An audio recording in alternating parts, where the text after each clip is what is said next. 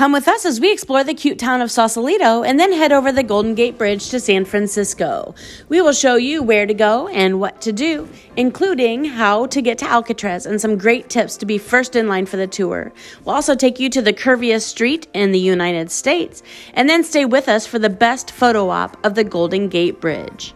Welcome to VO's Travel.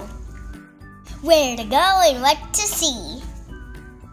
With kids. Sausalito is one of the cutest, swankiest, and most desirable cities in the state of California. It might not make your list of one of the top places to live because the real estate is some of the most expensive in the United States. But the town has a cute Italian vibe, super cute shops, and beautiful scenery, so it's definitely worth a visit. Sausalito is just north of San Francisco across the Golden Gate Bridge. The most touristy spot in Sausalito is Bridgeway Drive, and you'll want to head to the waterfront to find it.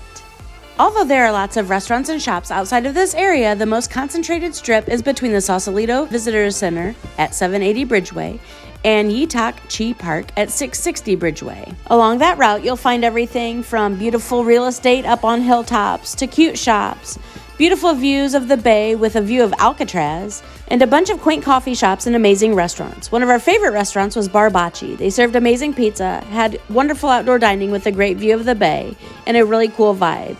One of the coolest things is they have their own little private beach where the kids can run around and play while you're waiting for your food. Another place we really loved was Taste of Rome. It is a restaurant, however, we just stopped there in the morning for some good coffee to go. It had an authentic Italian vibe to it, complete with outdoor seating and live music. We were even lucky enough to strike up a conversation with a local who had moved to Sausalito from Italy 20 years ago and got to meet his dog Bella. There is Alcatraz. There is San Francisco in the fog. Make sure you give yourself time to just sit on the boardwalk and people watch, because it really is a beautiful place. Where are we? Sausalito. Yes. One tip I have for you if you plan to go to San Francisco is to park in Sausalito. It's extremely safe there and not so much in San Francisco, and then take an Uber or a ferry over. There are 3 different lots really close to the ferry. This is the parking lot number 1. This is parking lot number 2. And parking lot number 3 is where we parked because it does accept RVs for $3 an hour with a max of $30 per day. I searched and searched for weeks before our trip to find a place to park our RV in San Francisco with no luck. So Sausalito was the best choice, especially since the break-in rate in San Francisco is out of control right now. Since we are a family of 5, we had to hire a Lyft XL to take us to San Francisco. The cost was about $30 to $35 each way. And let me tell you, we had 2 of the best Lyft drivers, this man being one. He gave our son $5 for his birthday because it was his birthday the next day. And our second Lyft driver back to Sausalito was equally as kind. For no extra cost, he drove us by Lombard Street, which is the curviest street in the world, and even took us down one of the steepest streets in San Francisco while telling us stories of his high school days, zooming down this street with his friends. That had to be mildly terrifying. And there are steeper ones in this. For all of you Full House fans out there, you can actually drive by their house, and you can see the row of houses that are featured in the intro to every episode as well. Those are known as the Painted Ladies. 1709 Broderick Street will take you to their house, and the Painted Ladies are on Steiner Street between Hayes and Grove and can easily be seen from the park Alamo Square. But the most touristy spot and one you will definitely want to visit is called Pier 39. Any GPS will take you there. It is in an area called Fisherman's Wharf. Pier 39 is a boardwalk with all kinds of farmers markets, gift shops, restaurants, and bars, and you'll definitely want to walk down it. At the very end of the boardwalk, you will be able to see Alcatraz Island, and it's a great spot for photo ops. And then if you take a quick left, you will be able to view the platforms where all the sea lions are. Unfortunately, there were only 2 the day that we were there, but it was still cool to see nonetheless. Out there. It's on a boat. Yeah. I think that's right here. There are also lots of hot dog vendors you can choose from. They were delicious, wrapped in bacon with tons of veggies, and all of us loved them. Happy Father's Day.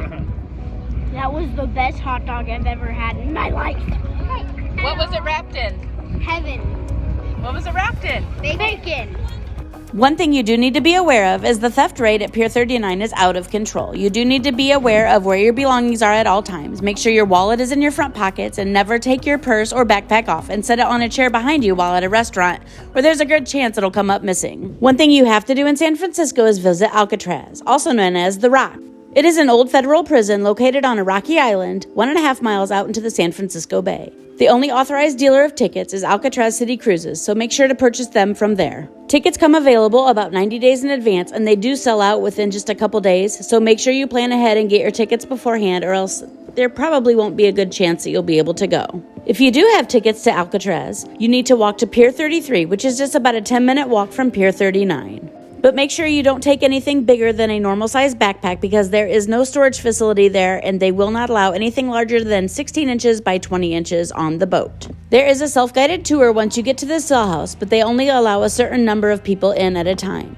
So to be sure that you're not there waiting in line for hours and hours, you need to be one of the first people on the boat. In order to be one of the first people on the boat, you need to line up at Pier 33 at least 30 minutes before your tour leaves. Once you get on the boat, do not go upstairs where the good seats are. You'll save that for the way back.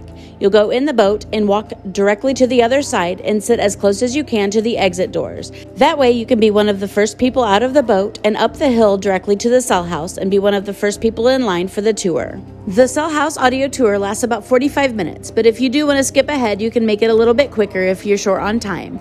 And just for your information, each ferry ride to the island is 15 minutes, and then you'll have a 15-minute ride back home. Once you are on the island, you can stay as long as you want. In the summer, the last ride back to Pier 33 is 6:30 p.m., and in the spring, winter, and fall, the last ride back is 4:30 p.m. I would plan about 2 to 3 hours for your entire trip to Alcatraz, and just so you know, they have a gift store too. If you do need to be back to San Francisco by a certain time, make sure you line up at least 15 to 20 minutes before the ferry leaves Alcatraz, because that line fills up quickly and that boat will also, so you'll be stuck waiting for another half hour if you don't make that boat. This might be a given, but make sure to pack water and sunscreen because there is not a lot of shade when you do have to stand in those lines for the ferries and on the island as well. On your way back to San Francisco, the best place to sit is upstairs of the ferry. You'll get a beautiful view of San Francisco on one end of the boat and a beautiful view of Alcatraz as you're leaving it. It's a great place for a family picture from both sides of the boat. You can also stand up and walk around a little bit so you can get different views as well.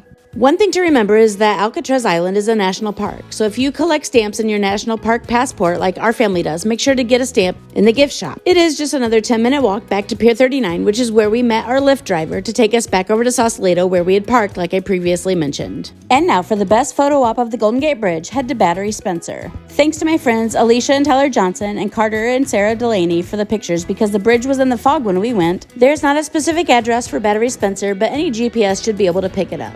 And as you can see here from Google Earth, the bridge is right behind you, and it is the closest you can get to the Golden Gate Bridge. Right across the interstate from Battery Spencer is the H. Dana Bowers Memorial Vista Point Rest Area, and this is your golden ticket.